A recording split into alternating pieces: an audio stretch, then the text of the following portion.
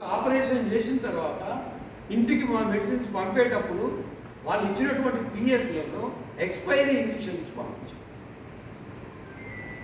వాళ్ళకి వచ్చిన పిఎస్లలో ఒక ఎక్స్పైరీ ఇంజక్షన్ ఇచ్చి పంపిస్తే వాళ్ళు అడిగిన తర్వాత ఆర్ఎంపీ డాక్టర్ పేషెంట్ అది రివర్స్ అయింది, తీసుకొచ్చి ఇక్కడ చూపించినాక ఖమ్మం తీసుకుపోయారు. అది కథ ఏం కావాలో అది అంటే బాధ్యతారాహిత్యం. అంటే జూనియర్ ఒకవైపు వాళ్ళు అట్లా చేస్తున్నారు, సీనియర్ డాక్టర్లు ఇట్లా చేస్తున్నారు. సూర్యాపేట ఇంత కేంద్రంలో ఇంత జరుగుతూ ఉంటుంది, డెవలప్ అవుతున్నటువంటి కేంద్రం, ఒక జిల్లా కేంద్రంగా వ్యాపార కేంద్రంగా అభివృద్ధి చెందుతూ ఉంది.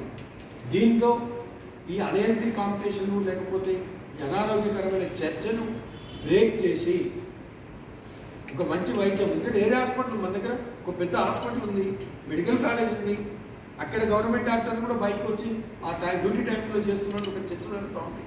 వీటన్నింటిని దృష్టిలో పెట్టుకొని సూర్యాపేటలో ఈ అవకతవకల మీద ఒక చర్చ జరిపి దీన్ని సూర్యాపేట పట్టణాన్ని బదనాలు చేసి ఎందుకంటే వైద్యులను బదనాలు చేసి ఒక చేయకుండా చూడాలనే ఒక ప్రయత్నంలో భాగంగా మనకి చర్చా వేదికను జరుపుతాము. బిట్టర్గా 2 వర్గాలుగా చీలిపోయింది సూర్యాపేట వైద్యం. అమ్మ నేను చెప్పేది నేను మేడం, మీరు కానీ కాదు. ఒకవైపు క్వాలిఫైడ్ డాక్టర్లు లేదా ఐఎంఏ టీఏ మెడికల్ కౌన్సిల్ దీన్ని ఎట్లా మొత్తం రెక్టిఫై చేయాలా, దీన్ని ఎట్లా ఒక ప్రయత్నం జరుగుతూ ఉంది. ఇవాళ ఏంటిది పేపర్లో మీడియా వాళ్ళు రాసేవి ప్రజా సంఘాలు మాట్లాడే వార్తలతో పాటు కలెక్టర్కు ఒక వర్గం పోయి మేం కాదు అసలు దొంగలు వీళ్ళు అని ఒక మెమోరాండం ఇచ్చారు. మెయిన్ పేపర్లో ఎడిటింగ్ వచ్చింది. మేము ఎందుకు ఈ టైటిల్ పెట్టామంటే ఒక అందుకు పెట్టాం, వీళ్ళకే రోగం వచ్చింది ఇట్లా కొట్టుకుంటున్నారు అనే కానిచ్చి. ఒకవైపు ఏమో ప్రజా సంఘాలు యోజన సంఘాలు మిగతా ఇక్కడ బుద్ధిజీవులంతా ఒక ప్రయత్నం మొదలుపెట్టింది, ఒక మెడికల్ కౌన్సిల్ ఏదో ఒక ప్రయత్నం మొదలుపెట్టింది. ఇది నడుస్తూ ఉంటే ఇక్కడ వ్యక్తులు టార్గెట్ చేయబడతాం. నేను అది డిఎంహెచ్ఓ కూడా పర్సనల్గా అనండి, నేను అది ఆయన డ్యూటీ. వీడు ఏమున్నాయి ఏం లేవని చూడాల్సిన బాధ్యత వాళ్ళకు. డాక్టర్లు వీళ్ళు ఐఎంఏగా వీళ్ళు చెప్పాల్సిన బాధ్యత వీళ్ళు. అంటే ఈ 2 వర్గాలుగా చీలిపోయిన పరిస్థితి ఉన్నది. అది మనకి బయటకు ఎక్కడ కనిపించలేదు ఇప్పటిదాకా, కానీ ఇప్పుడైతే కనిపిస్తుంది కదా.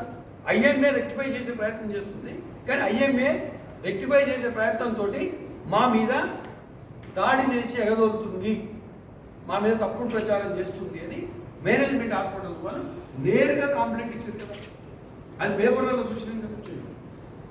ఇది ఒక ఏంటంటే దేని దానికి ఒకదానికి మీరు ఎవరు అన్నారు కదా, ఇంకి పెళ్లి సుఖసావు కాదు, ఒకరి పెళ్లి ఇంకొకరికి ఆనందమైంది, చుట్టగాల్చి ఏడుస్తున్నట్టు ఉంది. ఏంటంటే ఒకవైపు మనం ఈ ప్రయత్నం చేస్తున్నామా, ఈ వారం 10 రోజుల నుంచి ఇది నడుస్తూ ఉందా, హాస్పిటల్ అన్నీ నొక్కుకోవాలి. నకిలీ వైద్యులను చూడరా బాబు అంటే క్లినికల్ యాక్ట్ ప్రకారం ఉందా లేదా అని చెప్పేసి మళ్ళీ నోటీసులు మీరు నోటీసులు పెట్టాలి. ఒక 3 రోజుల్లోనే మళ్ళీ నోటీసులు వచ్చింది.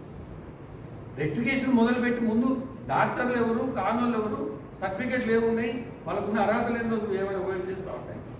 మళ్ళీ అదే డిఎంహెచ్ఓ ఆఫీస్ నుంచి మళ్ళీ 1 నెలలో 3 సార్లు నోటీసులు వచ్చింది.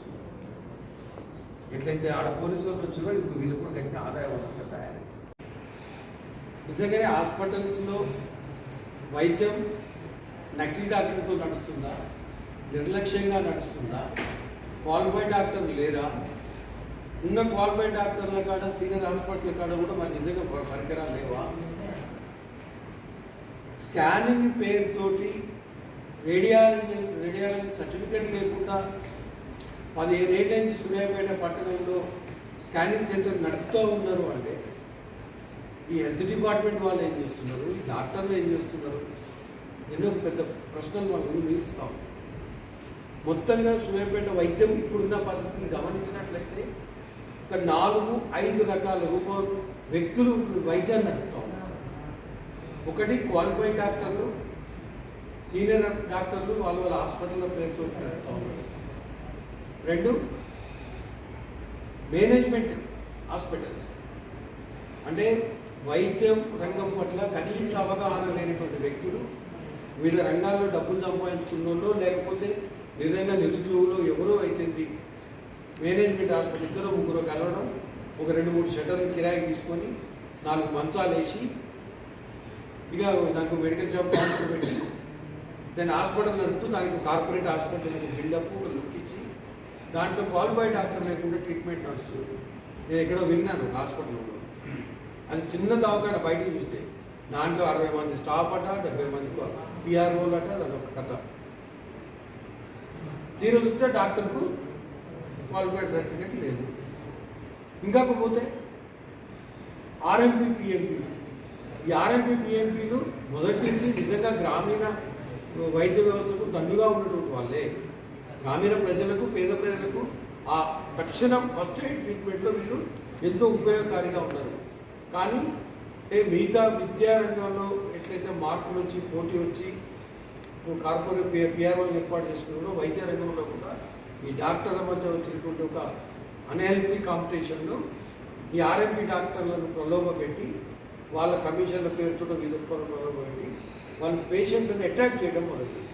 ఇప్పుడు ఈ ఆర్ఎంపీ డాక్టర్లు ఆ పాత్ర పోషిస్తూనే ఇక ఏకంగా వీళ్ళే సర్జరీలు చేసే పరిస్థితి తీసుకొస్తున్నారు. ఆర్ఎంపీ డాక్టర్లు కూడా అబార్షన్ చేస్తున్నారు, సర్జరీలు చేస్తున్నారు, ల్యాప్టాప్ ముందర పెట్టుకొని స్కానింగ్ కూడా చేస్తున్నారు.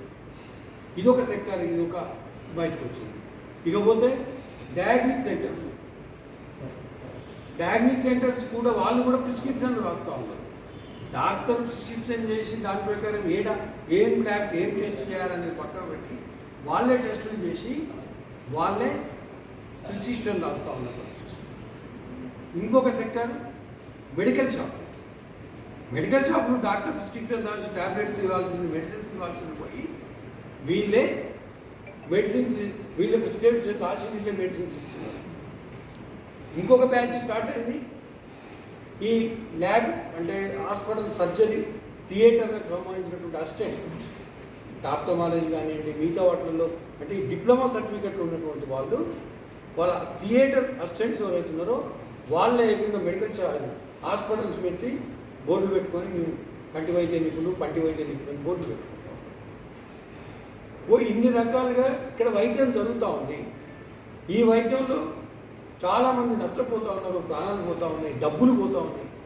15,000 జరగాల్సిన వైద్యం ₹1,00,000 ఈ కమిషన్లు, ఈ మాయదారులు మామూలుగా ట్రీట్మెంట్ చేయాల్సింది చేయకపోవడం, వీటన్నింటి మధ్య మొత్తం ఎంతోమంది ప్రాణాలు కోల్పోతున్నారు. ప్రధానంగా ఈ వారం రోజు నుంచి బాగా సూర్యాపేటలో ఒక చర్చ జరుగుతూ ఉంది. మొన్న ఒక అమ్మాయి చనిపోయింది ఒక హాస్పిటల్లో, నిన్న అబార్షన్ చేయించి వికటించి ఇంకొక అమ్మాయి చనిపోయింది. ఈ అబార్షన్ దేనికి చేసిండ్రు? లింగ నిర్ధారణ పరీక్ష చేసి 3వ అమ్మాయి అని తేలితే ఆ అమ్మాయికి వాళ్ళకి అబార్షన్ చేసి దానివల్ల వాళ్ళు చనిపోయింది. దీనితో పెద్ద ఎత్తున ఆందోళన. మరి ఇంట్లో ఇన్ని ఉన్నటువంటి 100 హాస్పిటల్లో ఉన్నాయో ఈ 100 హాస్పిటల్లో పర్మిషన్ లేకుండా కొన్ని సగం పైన పర్మిషన్ లేకుండా ఉన్నాయి. మరి డిపార్ట్మెంట్ వాళ్ళు ఏం చేస్తున్నారు? ఐఎంఏ ఏం చేస్తున్నది? ఖచ్చితంగా ఒక క్లినిక్, ఒక హాస్పిటల్ ఓపెన్ అవుతుందంటే వాళ్ళు ఏఎంహెచ్ఓ నుండి పర్మిషన్ తీసుకోవాలి, ఐఎంఏలో వాళ్ళతో మెంబర్షిప్ తీసుకోవాలి, ఇదంతా ఫాలో అప్ ఉంటారు.